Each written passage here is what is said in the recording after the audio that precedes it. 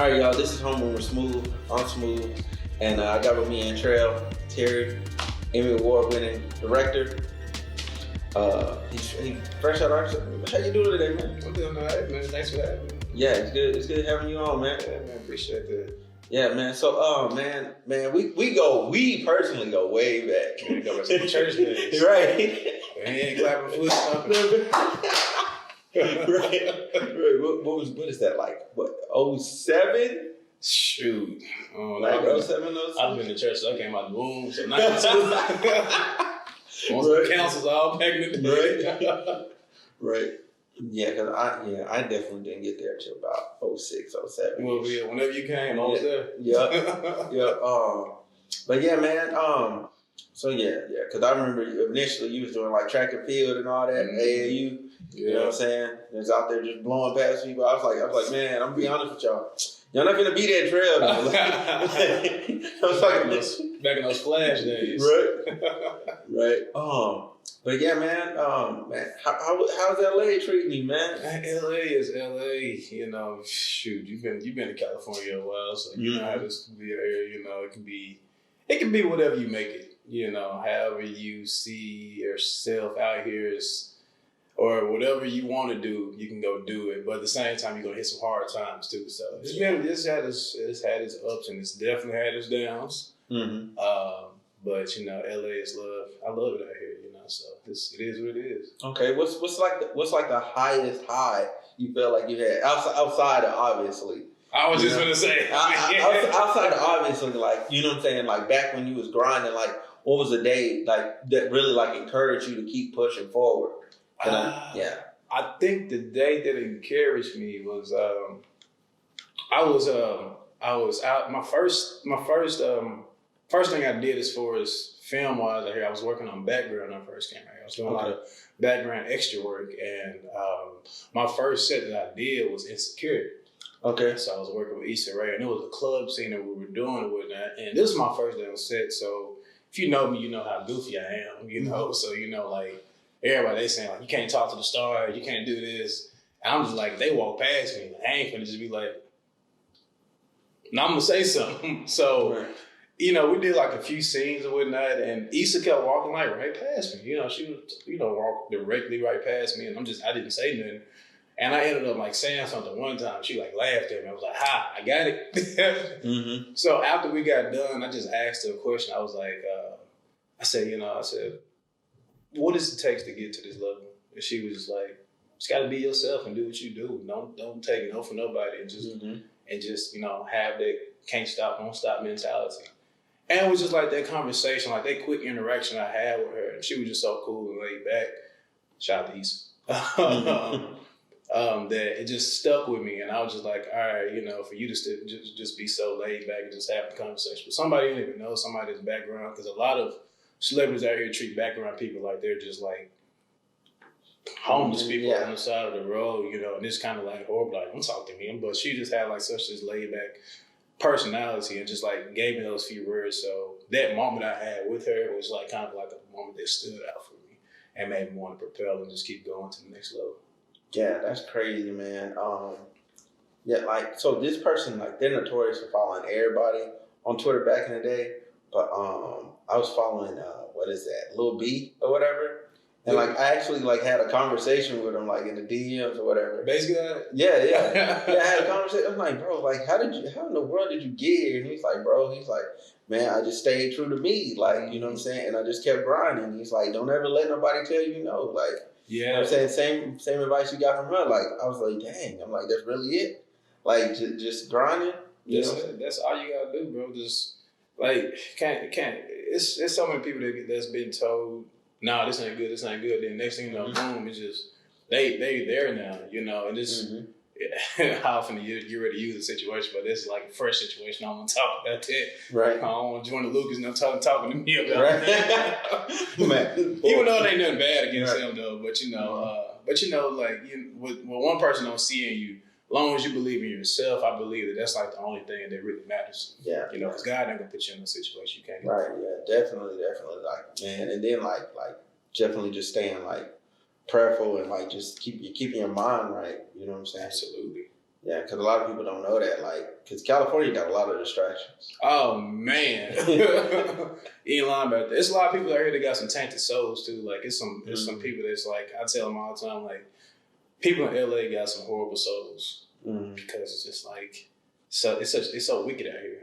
But you just got to make sure you just stay prayed up and just stay moving the way you need to, and just know how to push yourself away from certain situations. Okay. So let me ask you this though, like your initial feeling making that initial jump, like what was that like? The days leading up to like, yo, I'm moving from Arkansas. I'm gonna go out here to LA and I'm gonna make this happen.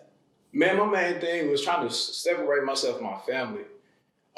Because I already know like the kind of relationship me and my mom had, and me and my dad as well. But me and my mom, we like share this relationship that's so like close knit just because of how my coming up was.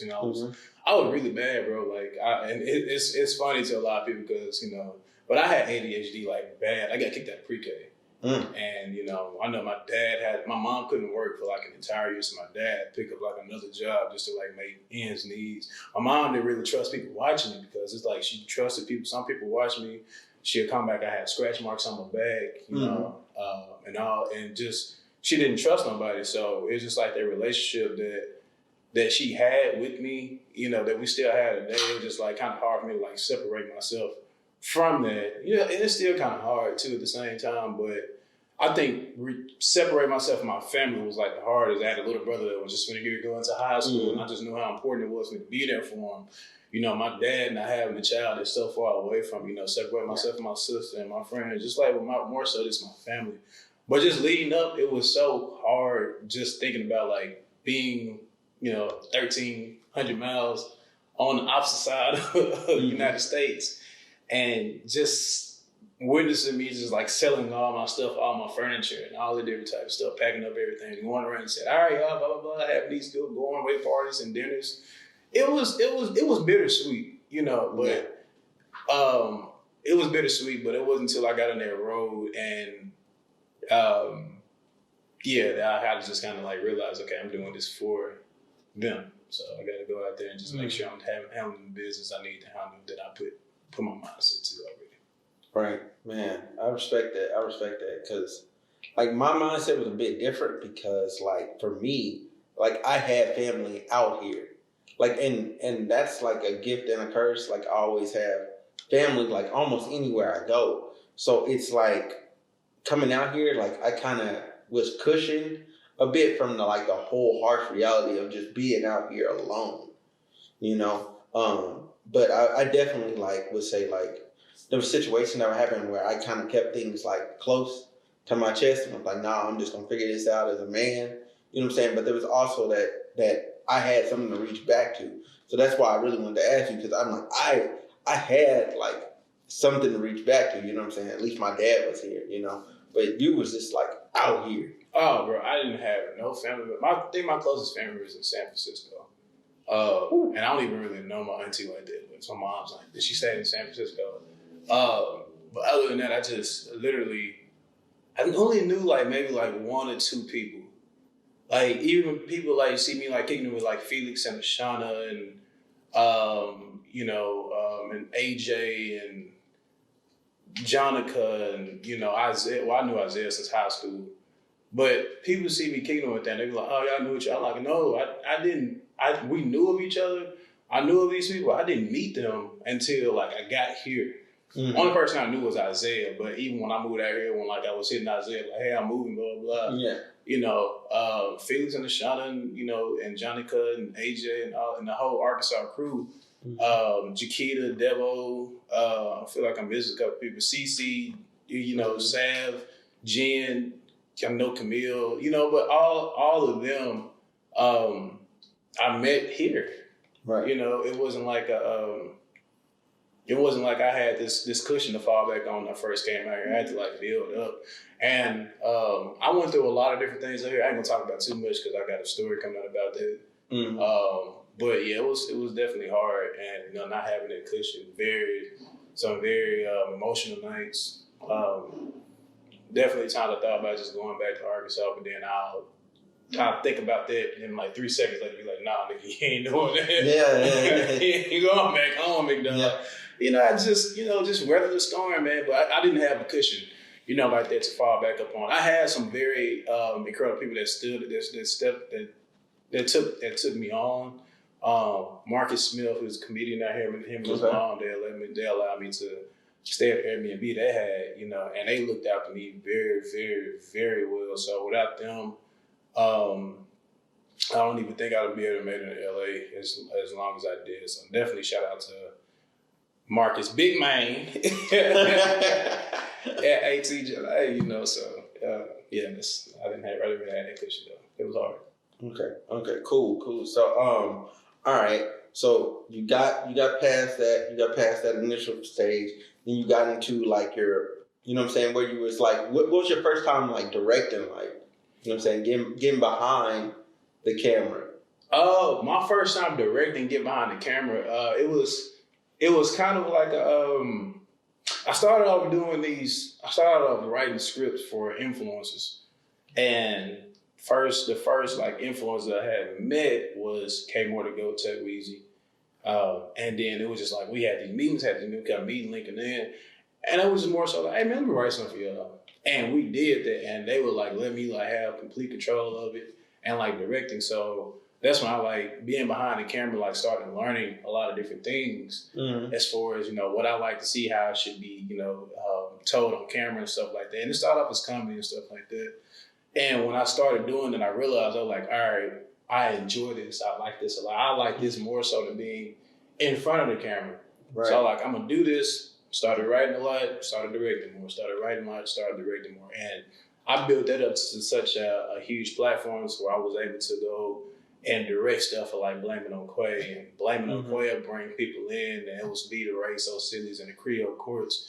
And, it was just so fun for me to do. So when I made that transition to go to films, it was kind of like it was already there. Right. So one thing I need to do now is just basically tell these stories, how the script is, and just make it look as best as I possibly can. And I had to realize, okay, it ain't up to you to make it look good. You gotta make sure whoever your cameraman is, make sure it look good. I'm definitely a director, bro, that literally would tell, I would cut, right? And say, look, and I do that. I'm in, and I like to be able to like know that it looks good, and at the same time, just being coachable because I didn't go to school for this stuff. I've been on YouTube. I would go to classes. When I was doing background work, bro, I would try my best to stand as close to the director as possible. Yeah, close as possible, just so I can learn the words they're using, seeing what it means, and just do all that. And then I finally invested in masterclass. Okay. And masterclass is what got me to the level of that I'm at now. But I would do all those things, and I'm definitely a director that works hand in hand with my DP. But I'm also in the edit room too as well. Yeah. I'm not editing, but I'm like, hey, let's move this over here. Let's do this. Can we work on the coloring? Can this transition? This look? Can we add some music right here? And I think it's so fun to just be a director, specifically when the budget's right. Yeah, but you can still make anything. I think I think any true director can make anything come to life, no matter what the budget is with that. But it's fun though. Okay. So then, so you're behind the scenes, you're doing that or whatever. What was it like getting in that room and getting the first hey, we're finna budget you to do this, I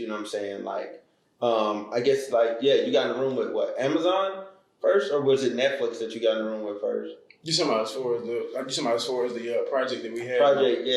Oh, okay. So that project right there, it came that whole thing right there. It wasn't like we had a meeting with Amazon or anything like that. It was more so of we shot it, we got it done, and when we got it done, Louis Jones, who was actually one of the other producers, was able to go out and say, hey, we're going to put this on Amazon. Now, how he did that, I still don't know how. Right. But, it was something that he made happen, so right. I didn't have anything to do with that part. I just looked up who was on Amazon Prime. I was like, well, hey, I I directed something that's on Amazon Prime, you know. And, you know, that's how that went, you know. But, you know, even with Lewis, you know, shout out to Lewis Jones. He's an incredible producer, you know, and director too as well, creative himself. So, you know, he's been like teaching us a lot of stuff. You know, he's he's taking the time to like learn a lot of this stuff.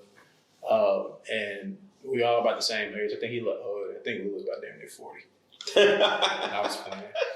But but Lewis is definitely taking this time to like, you know, show us different things, how to do things. So even when it comes to like pitching stuff to be on networks, I think we all know how to do that now and stuff like that. But now I wouldn't have like a sit down meeting at the Amazon studio. Okay. I wish we did. You know, I've been taking pictures all over the place. You know, but now we didn't have that. You know, it was just more so something that, you know, Lewis put together and we did that, and that's how it went. Okay, awesome. Okay, so you shot the project or whatever. How did you get the group of actors and like different producers and all that together for the project? Like, once again, it goes back to Lewis. Lewis got all this stuff together. Lewis Marquez, because Marquez used people that he wanted to do, which is one other producer, Marquez Williams. He casted some people that he wanted to use. I think he did the whole casting himself. I think Lewis might have had a say so on one or two things. I don't know when it came to that part. But when we did the first initial table read, and what was so funny about that project, bro, Marquez hit me up. Marquez was actually the producer. He actually starred in the film too as well. He hit me up, and at this time, it was in the pandemic, and I had some other projects that people was hitting me up about too as well, and I had these deposits, I had this going on, so he hit me up, he's like, how much you charge me? I said, you know, give me $500, you know, $250 a day is a 2-day shoot. And he's like, all right, bet, you know, give me a little time to make it happen for you. And he ended up, you know, well, he didn't say, look, make sure you can make it happen for me. He said, give me a little time to think about it midnight. And he hit me back, he was like, be honest with you, bro, I ain't got that for you. He said, but you know, I think we got something dope that we can create. So I sat down, I was like, you know what? All right, bro, let's do it. So we got to the table read. I hear the table read. The table read is good. You know, we all make our notes. They correct the script. We come back. We had one table read, and then we shoot like the following week. Like, so it was a quick turnaround. We didn't get no rehearsals in. We didn't get nothing in. It was just kind of like table read, make the adjustments. Everybody's still in your own. We come to set that day. Everybody is in. Everybody's ready to go. Man. So that's how that went. So, but Lewis went out. He told Marquez to hit me up to direct, and then Lewis hired the whole team. You know, so yeah, I just came up with Lewis Jones. Okay, hey, that's what's up. So when I'm trying to think how to say this. So okay, you got nominated. There's that feeling, and then there's the winning part. Okay, when you got nominated, did you even think you were going to win? Bro, let me tell you how it worked out. And it's so funny you asked. I think it was like in maybe February or maybe March. Lewis had hit me and Quez up. He was like, yo, we're gonna submit for the Emmys, blah, blah, blah, and we need this X amount of money to do it. So we all sent our money into Lewis, and because you got to pay to submit to it or whatnot. And we sent our money into Lewis, and bro, we didn't hear anything for like the longest. I was in Dallas, and I was just sitting down thinking one day. I said, man, I wonder what happened to the Emmy. You know, the Emmy stuff that we did. I said, the Emmy probably passed. I didn't even think to look it up. I didn't even think about none of that stuff. Yeah. So the following week, I get back here, and I wake up one morning, and I, like everybody that do this day, they wake up, check their cell phone. Yeah. So I look on the story, and I check Lewis' story, and Lewis said something about Emmy nominations dropped today. You know, if we don't get it this year, we'll get it next year. So I'm not thinking nothing. So I go on with I'm on a Zoom call, bro, at my desk in my room. And Lewis called my phone. I got my phone like propped up on this stand the whole time. So Lewis called my phone. He was like, and I don't answer the first time. And I text him, I said, I'm in the Zoom. Well, he called me twice. And then I said, I'm in the Zoom class. He like, step away for a minute. I was like, all right. So called him. I said, bro, what's like, bro, I'm in the meeting, right? Talking about another project right now. Right. He said, bro, you remember that project that we did, Grand Apartment 15 we submitted? I was like, yeah. He said, we Emmy nominated. I said, I just got quiet, bro. Right. I was like, bro, you lying, bro. I said, my exact words was, bro, you lying, bro. You fucking lying. I was like, He said, Trell, I am not. Then he sent me this stuff. I seen it. I was like, bro, this is like ridiculous. Like, I like chills in my body because I'm just like, bro, like, this is ridiculous. Like, and then, you know, they on the Zoom call. I'm talking about Antrell, where you at? I was like, hey, I'm going to call y'all right back. Right. Talked a little, hung up, called my mom. So I was like, oh, Mom, I got to talk to you. Bro, when that feeling was like, it was like, you can't even describe that feeling. It's kind of like it was emotional. It was a roller coaster because it was like, being nominated is kind of like a win in the first place. Yeah. We from Arkansas, you know, stuff like that don't happen all the time. And then just think about the way that I had to get to where I'm at now. You know, that was even the situation. I like when I got the news, I just leaned back and I was like, that's crazy because since I've been in LA, I haven't had my own room like this. You know, like I've been having to stay on couches, you know, a lot of different places. I've been having to do this, I've been having to do this. So it's just like being able to like be nominated was one thing, but then when we won, that feeling was amazing too. Yeah. Because I was already walking around like a winner. Yeah. Being nominated in the first place. Yeah. Then, bro, when we sat down, you seen the video. Yeah. And the reaction video was the girl in the purple. What did it? But the funniest thing was after that video was after we won, the reaction after, like, and I think I posted that video too, the reaction like after when they told us that we can, they said we're finna disconnect, guys, congratulations.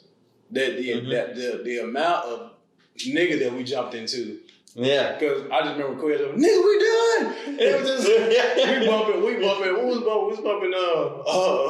was bumping King Von. Right. It was like, the amount of blackness that jumped out that fast, it was just like, because everybody in there was from Chicago, Arkansas, Detroit, in places like that. So it was just like, we done won now. They didn't. Right.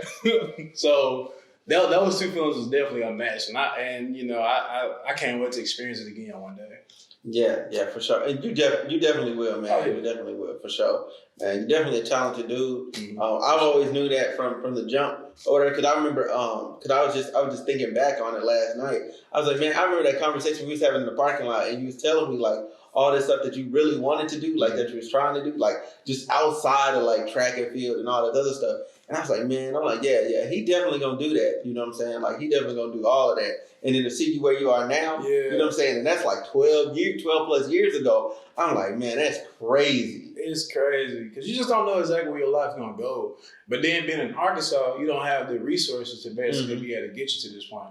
I honestly feel as if I was able to like, you know, go to a good coaching or go to acting classes or, you know, something like that back in Arkansas, I'll be so much further than what I am now. Yeah. But just having come out here, I came out here at the age of 25, and it's like I feel like learning those, like this is about to be my 4th year out here, so I feel as if it's kind of like this has been my 4 years in college here. Okay. I dropped out of college, you know. I didn't. Right. I feel like that one for me, you know. No offense to people who went to college or that, but different strokes for different folks. And I came out here, and I feel like these 4 years have been like college for me because I've been broke. I've been up, you know, when these checks come in, you know, these, you know, them, what they call them checks in college? The stimulus? No. The stipends. Nah, the refund check. Refund check. So I'm like, hey, when the payday comes, that's the refund check. Yeah. I'm in LA, so it's only so far $3,000 gonna go. Yeah. But you know, it's been. It's definitely fun. Just know like I'm living out the stuff that I thought about. Yeah, for sure, man. So what do you got planned for the future? Yeah. I'll start there. Like, what do you got planned for the future? Like, if you can let us in on anything. Oh, you know? Yeah, I can. I'm actually about to get to direct a pilot episode for my homeboy Richard and my homegirl Monica. They got a new show coming out pretty soon. They were working on. I'm actually about to get direct that one next month. But 2022 is so many things that's lined up. You know, God willing, to make it to next year with that. You know, to be able to direct those projects. But I got like maybe locked in. There's 4 different projects right now. It's 2 short films and 2 episodes, and I actually pending one. It's a feature film, so it'll be my full first full-length movie. Okay. That's about like their runtime's like an hour and maybe like 30 minutes. Oh yeah. To be able to direct, and they got a huge budget on it too. So Okay. it's like, that's a nice payday. I can't wait for that. Can't wait for that deposit to happen. Right. But so yeah, that's coming up pretty soon, and then that's lining up my February, March, April, and May. So I'm trying to just like have a new project I'm jumping on every single month. But towards the end of the year, I just want to just focus on my own project. So yeah, I'm taking the opportunity to get paid for these projects. So I'm saving it because I'm going to use that money. Yeah. Gotcha. But even at that, I think if I come up with some pretty good stuff, now I got a lot of different producers that I've been beating. Mm-hmm. So I'm just like, hey, give me some money. Right. And I feel as if they'll look out for me. Okay, yeah, for sure. Okay, and then lastly, to end on a positive note, like what message do you want to give to like young people in Arkansas to like to help them push and motivate themselves to be like great? Man, it's so crazy you say like my heart is like really big on the youth back home, because I was that kid, that didn't know exactly what we wanted to do. I was going through high school and I was just like, I'm gonna be the fastest man in the world. I'm gonna do this, and those flash days is very, very crazy. But you just didn't know. But I think what I would tell the kids that whatever you believe in, whatever you want to do, whatever you want to achieve, just do it, and don't really care about what people have to say about you. Because I think a lot of times, especially growing up when you're young. And you're going through high school, you're going through, your freshman, sophomore years of college. You're so worried about what people think. And I always lived a life by not really thinking about what people really thought about me. Mm-hmm. Because it was just like, all right, I don't care. Right. And like even with me, like I went through a phase where I like lost my hair in the 8th and 9th grade. I had patches in my head. Mm-hmm. And at 8th and 9th grade, in public school, all these black kids, I had so many nicknames, bro. But it was just like, I didn't let that get to me. I didn't let that really just overcome me because I was just like, I always knew greater was coming. Right. I didn't know exactly what was going to come in the form of. Right. But I would just say, just focus in on what you want to do. If you want to be a creative, be a great creative. If you want to be an artist, become the greatest artist you possibly can. Don't limit yourself to just what society tells you. There's more out here in this world than just graduating or dropping out of school or whatever you want to do and working a 9 to 5. You can do whatever you want to do in this world as long as you know that you just have to be, you have to be, what's the word I'm looking for? You have to be very, I'll put it like this, your hustle has to be very heavy in order to achieve what you want to get to. So, put your mind to it and just stick with it because, it's people's, like Tyler Perry said, it's people's dreams are tied into your career. Own your content, own your stuff. So become the best you possibly can, and we'll see you. Yeah, definitely, man. Again, bro, appreciate you coming on, man. No problem, bro. Yeah. Appreciate you having me. Yeah, appreciate you being on. Hey, y'all, this is another episode of Homeroom Smooth. Thank y'all for watching. We out.